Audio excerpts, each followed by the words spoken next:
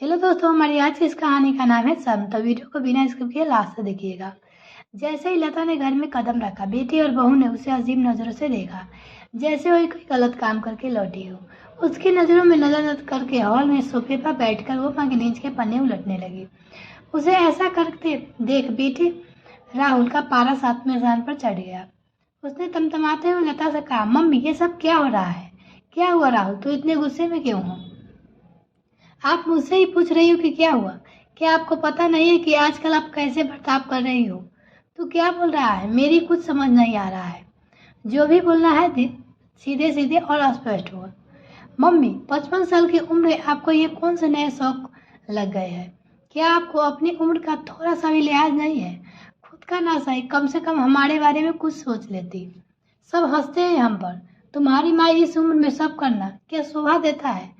पापा को गए 4 महीने हो गए, लेकिन आपने अभी भी बिंदी लगाती है और पायल बिछिया पहनती है। इन सब में आपका मन नहीं भरा तो आपको स्टेज पर गाने गाने का शौक चढ़ा है। क्या आपको पापा के जाने के कुछ भी दुख नहीं है?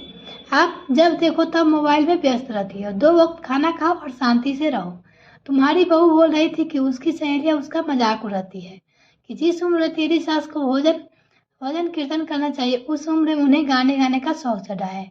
मम्मी, क्या आपको इस उम्र यह सब शोभा देता है? आज तो आप सुबह से ही गायब है। कहाँ गई थी आप?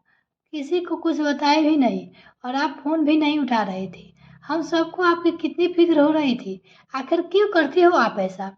लता ने गुस्से से बहुत आ रहा था, लेकिन उसने अपना गुस्सा पर काबू किया और बोली, टीवी पर जो सीनियर सुपरस्टार स्पर्धा होने वाले के लिए 50 साल से ऊपर की महिलाओं के लिए पहले राउंड में तो मेरी सिलेक्शन हो गया था। आज फाइनल ऑडिशन था। मैंने 4 दिन पहले इस बारे में तुम दोनों को बताया था, लेकिन दोनों ने सुनी न कर भी अनसुना कर दिया। तब मैंने क्या करती? मुझे लगा था कि मेरे बेटे बहू खुशी में शामिल होंगे, उस समारोह में मेरे साथ आएंगे। आयोजन में सभी विशेष तौर पर कहा गया था कि अपने बच्चे को साथ लाना, लेकिन तुम लोगों को तो तुम्हारे पापा के जाने के बाद मैं एक बोझ लगती हूँ। ऐसे मैं किसके क्या कर जाती हूँ रही हूँ। बात बिंदी लगाने की तो पायल बिछिया पहनने के, तो तेरे पापा को मेरा यह रूप पसंद था। उन्हें मेरा सूना माथा बिल्कुल पसंद नहीं था। वो सोचते थे कि मैं हमेशा बिंदी लगाकर बिछिया पायल आदि सभी चीजें पहन कर रहूं। पर अब तो पापा नहीं रहे ना, फिर आप यह क्यों कर रहा सब पहनती हो?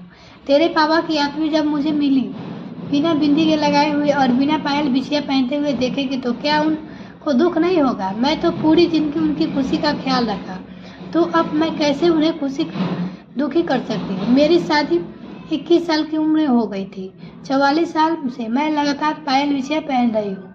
अब मुझे इन चीजों की आदत हो गई। यदि मैं ये ना पहनूं तो मुझे कुछ अधूरा अधूरा सा लगता है। तू भी बता बेटा, लोग क्या कहेंगे यह सोचकर मैं अपने मन को कब तक और कितना मारूं? जब कहूँ बहू को सलवार और जींस पहनना शुरू किया था, तब बाबू जी के टोकने पर तुमने तो कहा था कि नारी को अपनी इच्छा से जीने का हक है। वह क्या पहने और क्या ना पहने, इसका निर्णय लेने का अधिकार नारी को होना चाहिए। तेरे पापा के जाने के से क्या मैं नारी नहीं रहूं, जो मुझे अपनी मर्जी से जीने का हक नहीं है? मुझे बचपन से ही गाना गाने का शौक था। बचपन में अपनी कला को निखारने का मौका नहीं मिला और जवानी में जिम्मेदारियों की भेंट चढ़ गई। कभी अपने शौक के बारे में सोचने का वक्त ही नहीं मिला।